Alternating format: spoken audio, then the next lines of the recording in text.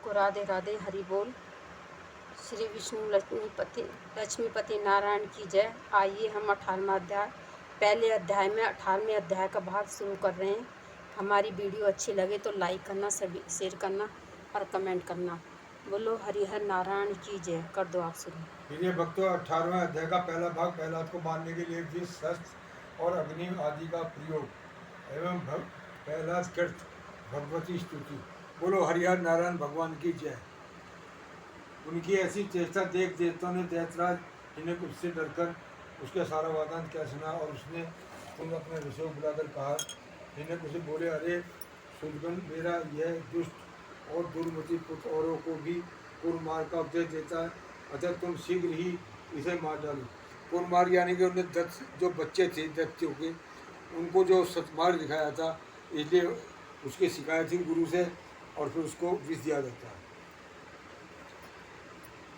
और कुरमार को उपदेश देगा, तुम शीघ्र ही इसे मार डालो। तुम इसे उसके बिना जाने सम्मत खाद्य पदार्थों में हलाहल विष मिलाकर दो और किसी प्रकार सोच विचार ने कर इस पापी को मार डालो। ऋषि बोले, उन रसोइयों ने महात्मा प्रहलाद को जैसी उनके पिता ने आज्ञा दी थी उसी के अनुसार विष दे दिया। हे मेंत्र, तब वे उस घोर हलाहल विष को भगवान नाम के उच्चारण से अभिमंत्रित कर अन्न के साथ खा लिया तथा भगवान नाम के प्रभाव से निस्तेज हुए उस विष को खाकर उसे बिना किसी विकार के पचाकर स्वस्थ स्थित रहे।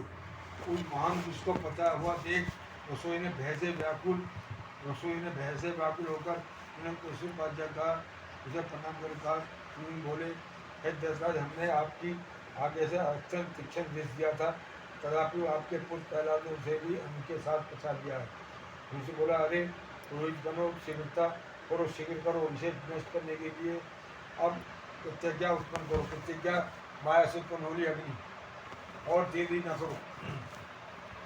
तब पुरोहितों ने अति विनीत प्रहलाद से उसके पास जाकर शांतिपूर्वक कहा। पुरोहित बोले, हे आयुष्मान, तुम त्रिलोकी में विख्यात ब्रह्मा जी के कुल में उत्पन्न हुए हो और दैतराज हिरण्यकुश के पुत्र हो। तुम्हें देवता अनंत अथवा और किसी से क्या लें प्रयोजन। तुम्हारे पिता तुम्हारे और संपूर्ण लोक के आश्रय हैं, तुम भी ऐसे ही होगे, इसलिए तुम इस विपक्ष की स्तुति करना छोड़ दो। तुम्हारे पिता सब प्रकार प्रसन्नीय हैं और वे समस्त गुरुओं को परम गुरु हैं। प्रहलाद जी बोले, हे महाभागागण, ये ठीक ही है। संपूर्ण त्रिलोकी में भगवान मारीच का यह महान कुल अवश्य प्रसन्नीय है, इसमें कोई कुछ ऐसा नहीं कह सकता। और मेरे पिताजी भी संपूर्ण जगत में बहुत ही बड़े प्रकामी हैं, यह भी मैं जानता हूँ। यह बात भी बिल्कुल ठीक है, अनहद नहीं। और आपने जो कहा, समस्त गुरुओं में पिता ही परम गुरु हैं, इसमें भी मुझे लेशमात्र संदेह नहीं। पिताजी परम गुरु हैं और कीर्तन पूर्वक पूजनीय हैं, इसमें कोई संदेह नहीं। मेरे चित्त में यह विचार स्थित है कि मैं उनका कोई अपराध नहीं करूँगा, किंतु आपने जो यह कहा कि मुझे अनंत से क्या प्रयोजन। अनंत कहते हैं जो प्रभु अनंत समर्थमान है, यानी कि उनके अलावा कोई नहीं। अनादि हैं, सर्वव्यापी हैं, सर्वशक्तिमान है, सर्वाधार हैं, सर्वज्ञ हैं, अच्युत हैं, अनंत हैं, न जिनकी विभूति का अंत, न लीला का अंत, ऐश्वर्य युक्त, कांति युक्त, शक्ति युक्त, तेज युक्त, सब उनका ही अंश है। पहला उसी को कहता है, अनंत से क्या प्रयोजन। सो ऐसी बात भला कौन न्यायोचित कह सकता। आपका यह कथन किसी भी तरह ठीक नहीं। ऐसे कहकर वे गौरव रखने के लिए चुप हो गए, फिर हंस कर कहने लगे, मुझे अनंत से क्या प्रयोजन, इस विचार को धन्यवाद। मेरे गुरुगण, आप कहते हो कि मुझे अनंत से क्या प्रयोजन, तो धन्यवाद। आपके इस विचार को अच्छा यदि आपको बुरा न लगे तो मुझे अनंत से क्या प्रयोजन, सो सुनिए। धर्म, अर्थ, काम और मोक्ष, ये चार पुरुषों के होते हैं। ये चारों पुरुषार्थ कहे जाते हैं, ये चारों ही जिनसे सिद्ध होते हैं, उनसे क्या प्रयोजन। आपके इस कथन का क्या कहा जाए।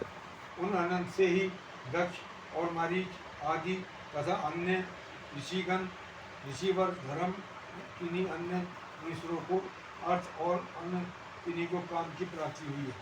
किन्हीं अन्य महापुरुषों ने ज्ञान, ध्यान और समाधि के द्वारा उन्हीं के तत्व को जानकर अपने संसार बंधन को काटकर मोक्ष प्राप्त कर लिया है।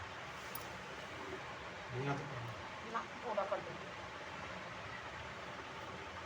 आपको प्राप्त किया जिन्होंने अन्य महापुरुषों ज्ञान ध्यान समाधि के द्वारा उन्हीं के तत्व को जानकर अपने संसार बंधन को काटकर मोक्ष प्राप्त किया। अतः समाधि में संपत्ति ऐश्वर्य मात्सव ज्ञान संतति कर्म और मोक्ष इन सबकी एकमात्र मूल हरि की आराधना ही उपयोगी है।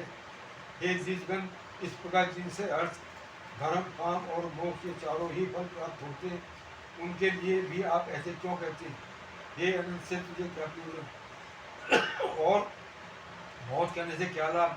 आप लोग तो मेरे गुरु हैं, उचित अनुचित सभी कुछ कह सकते हैं और मुझे मुझे विचार भी बहुत कम है। कुछ भी कहते थे और मुझे तो विचार भी बहुत कम है, क्योंकि मैं तो आपका शिष्य आपका बच्चा हूँ, आप मेरे गुरु हैं। देखिए कितनी सहन कर रहा है प्रहलाद भक्त, यानी कि उनको हर तरह से मान सम्मान देते हुए, जबकि कुरमार्ग का रास्ता दे रहा है और मन को उनके कुरमार्ग को भी सहन करते हुए उनको सदमार्ग का रास्ता सिखा रहा है। ये होता सच्चे भक्त की पहचान। बोलो हरिहर नारायण भगवान की जय। विषय में तुम अधिक क्या कहे जाए, मेरे विचार से सबके अंतकरण में स्थित एकमात्र वही संसार के स्वामी और उनके रचिता हैं, पालक सारक है, वही भोक्ता भोज्य, वही एकमात्र जगदीश्वर है। हे गुरुगण, मेरे बाल भाव से यदि कोई अनुचित कहा हो तो आप मुझे क्षमा करें। भगवान भोग भी हैं, परम भोक्ता भी हैं, वो सब कुछ हैं, सर्वस्थ हैं, सर्वपूर्ण हैं, सर्वशक्तिमान सर्वाधार हैं, उनके अलावा कुछ है ही नहीं। जैसे भगवान सदा शिव, वैसे उनका दूसरा रूप भगवान विष्णु है। जैसी माँ मेरी माँ उमा पार्वती, वैसी मेरी माँ लक्ष्मी, वो जग जननी, सब भूतों की धारण करने वाली माता, भूत सीता और शिव समुद्र से प्रकट होने वाली, क्षीर सागर से प्रकट होने वाली मैया। बोलो हरिहर भगवान की जय। पुरोहितगण बोले, अरे बालक, हमने तो समझा था कि तू ऐसी बात नहीं कहेगा, तुझे अग्नि में जलने से भयता, हम यह नहीं जानते तू ऐसा बुद्धिहीन है।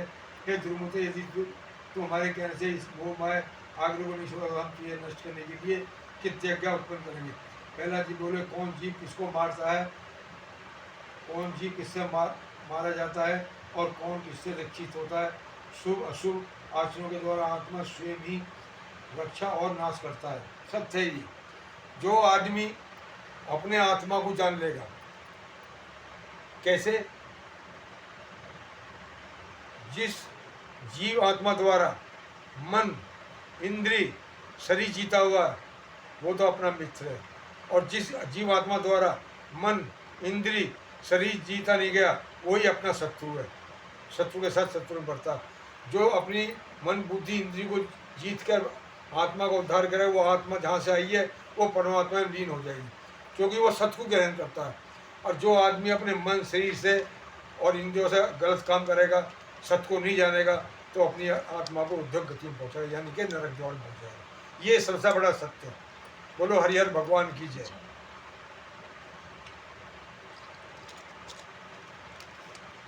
शुभ अशुभ आचरणों के द्वारा आत्मा स्वयं ही अपनी रक्षा नाश करता है। कर्मों के अनुसार सभी उत्पन्न होते हैं, कर्म ही उनके शुभ अशुभ गतियों का साधन है, इसलिए प्रसन्न पूर्वक शुभ कर्मों का आचरण करना चाहिए। राजा बोले, उनके ऐसे कहने पर धृतराज पुरोहितों ने क्रोधित होकर अग्निशिखा के समान की शरीर वाली प्रतिज्ञा उत्पन्न कर दी। उस अति भयंकारी ने अपने पास घात से पृथ्वी को कंपित करते हुए वहाँ प्रकट होकर बड़े क्रोध से प्रहलाद की छाती में त्रिशूल पर प्रहार किया, किंतु उस बालक के वृक्ष स्थल में लगते ही वह तेजोमय त्रिशूल टूटकर पृथ्वी पर गिर पड़ा। क्यों? जिसके हृदय में भगवान विराजमान है वो त्रिशूल क्या कर सकता है, वो अस्त्र क्या कर सकता है, उसे कौन मार सकता है, उसे कौन छू सकता है? बचाने वाले एक और मारने वाले हजार, मारने वाले हजार, बचाने वाला एक मेरा प्रभु है। सब रास्ते बंद हो जाएंगे मगर मेरे प्रभु का रास्ता कभी बंद नहीं होगा, मेरे प्रभु का दरवाजा कभी बंद नहीं होगा। तेजो में त्रिशूल टूटकर पृथ्वी गिर पड़ा, वहां गिरने से उसके सैकड़ों टुकड़े हो गए। जिसके हृदय में निरंतर अचूल भाव श्री हरि भगवान विराजते हैं, उसमें लगने से ब्रज के भी क्या टुकड़े टुकड़े हो जाते हैं। त्रिशूल से बात ही क्या, उन पापी पुरोहितों ने उस निष्पाप बालक पर प्रतिज्ञा प्रयोग किया, इसीलिए तुरंत ही उसने उन पर वार किया। प्रहलाद को मारने की जगह फिर अब उस पर उनका वार पड़ जाए गुरुओं पर, जिन्होंने उसको प्रकट किया था, क्योंकि ये राक्षस गुण होता है। यदि उस पर पार कामयाब हो जाएगा, नहीं तो जिसने प्रकट किया उस पर उल्टा पार पड़ जाता है, स्वयं भी नष्ट होगी।